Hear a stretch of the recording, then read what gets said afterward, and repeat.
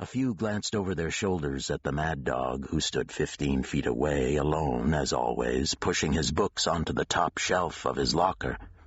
He gave no sign that he'd overheard. He had been very good at concealment, even in his youngest days, though the ranch girl didn't seem to care one way or another. The mad dog was a social nonentity. But she paid for her careless talk. He held her comment to his breast for 3 years, knowing his time would come. And it did. She went off the back of the horse, stricken stone-cold dead by a fast-expanding copper-jacketed hunting bullet. The mad dog ran lightly through the woods and across a low stretch of swampy prairie. He dumped the gun beneath a rusting iron culvert where a road crossed the marsh. The culvert would confuse any metal detector used to hunt for the weapon, although the mad dog didn't expect a search. It was deer season, and the woods were full of maniacs from the cities, armed to the teeth and ready to kill. The season, the weapon cache, had all been determined far in advance. Even as a sophomore in college, the mad dog was a planner. He went to the girl's funeral. Her face was untouched, and the top half of the coffin was left open. He sat as close as he could in his dark suit, watched her face, and felt the power rising. His only regret was that she had not known that death was coming, so that she might savor the pain, and that he had not had time to enjoy its passage. The second killing was the first of the truly chosen, although he no longer considered it a work of maturity. It was more of an experiment, yes. In the second killing, he remedied the deficiencies of the first. She was a hooker. He took her during the spring break of his second year, the crisis year, in law school. The need had long been there, he thought. The intellectual pressure of law school compounded it, and one cool night in Dallas, with a knife, he earned temporary respite on the pale white body of a Mississippi peckerwood girl come to the city to find her fortune. The ranch girl's shooting death was lamented as a hunting accident. Her parents grieved and went on to other things. 2 years later, the mad dog saw the girl's mother laughing outside a concert hall. The Dallas cops dismissed the hooker's execution as a street killing, dope-related. They found Quaaludes in her purse, and that was good enough. All they had was a street name. They put her in a pauper's grave with that name, the wrong name, on the tiny iron plaque that marked the place. She had never seen her 16th year. The 2 killings had been satisfying, but not fully calculated. The killings in the cities were different. They were meticulously planned, their tactics based on a professional review of a dozen murder investigations. The mad dog was intelligent. He was a member of the bar. He derived rules. Never kill anyone you know. Never have a motive. Never follow a discernible pattern. Never carry a weapon after it has been used. Isolate yourself from random discovery. Beware of leaving physical evidence. There were more. He built them into a challenge. He was mad, of course, and he knew it. In the best of worlds, he would prefer to be sane. Insanity brought with it a large measure of stress. He had pills now, black ones for high blood pressure, reddish-brown ones to help him sleep. He would prefer to be sane. But you played the hand you were dealt. His father said so. The mark of a man. So he was mad, but not quite the way the police thought.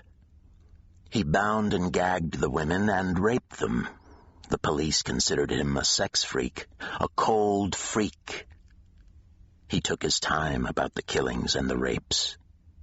They believed he talked to his victims, taunted them. He carefully used prophylactics, lubricated prophylactics. Post-mortem vaginal smears on the first 2 cities' victims produced evidence of the lubricant. Since the cops never found the rubbers, they assumed he took them with him. Consulting psychiatrists, hired to construct a psychological profile, believed the mad dog feared women.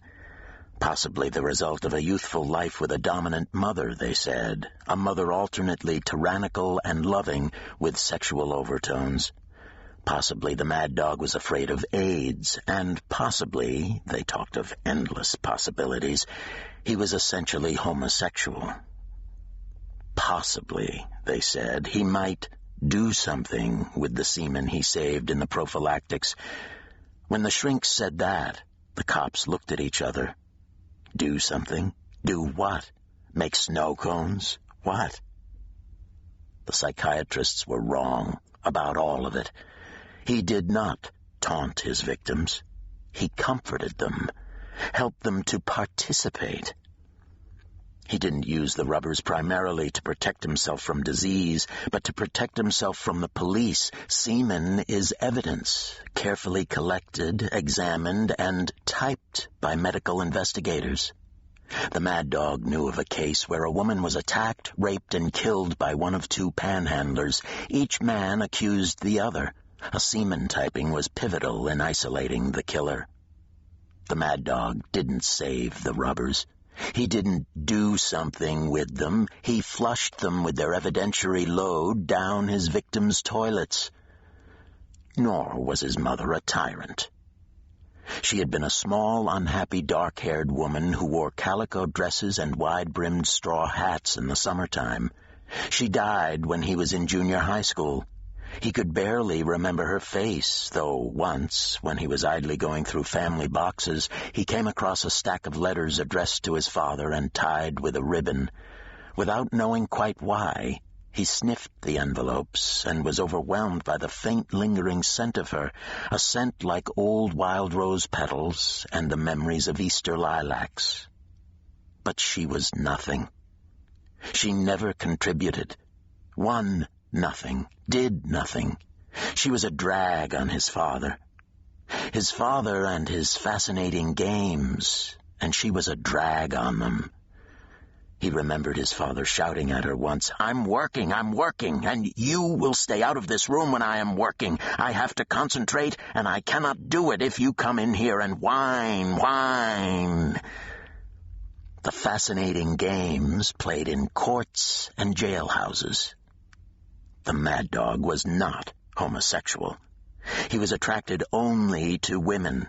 It was the only thing that a man could do, the thing with women. He lusted for them, seeing their death and feeling himself explode as one transcendent moment. In moments of introspection, the mad dog had rooted through his psyche, seeking the genesis of his insanity. He decided that it had not all come at once, but had grown. He remembered those lonely weeks of isolation on the ranch with his mother while his father was in Dallas playing his games. The mad dog would work with his .22 rifle sniping the ground squirrels. If he hit a squirrel just right, hit it in the hind quarters, rolled it away from its hole, it would struggle and chitter and try to claw its way back to the nest, dragging itself with its front paws. All the other ground squirrels from adjacent holes would stand on the hills of sand they'd excavated from their dens and watch. Then he could pick off a second one, and that would bring out more, and then a third, until an entire colony was watching a half-dozen wounded ground squirrels trying to drag themselves back to their nests. He would wound 6 or 7, shooting from a prone position, then stand and walk over to the nests and finish them with his pocket knife. Sometimes he skinned them out alive, whipping off their hides while they struggled in his hands. After a while, he began stringing their ears, keeping the string in the loft of a machine shed. At the end of one summer, he had more than 300 sets of ears. He had the first orgasm of his young life as he lay prone on the edge of a hayfield sniping ground squirrels. The long spasm was like death itself. Afterward, he unbuttoned his jeans and pulled open the front of his underwear to look at the wet semen stains, and he said to himself, "Boy, that did it. Boy, that did it." He said it over and over, and after that, the passion came more often as he hunted over the ranch. Suppose, he thought, that it had been different. Suppose that he'd had playmates, girls, and they had gone to play doctor.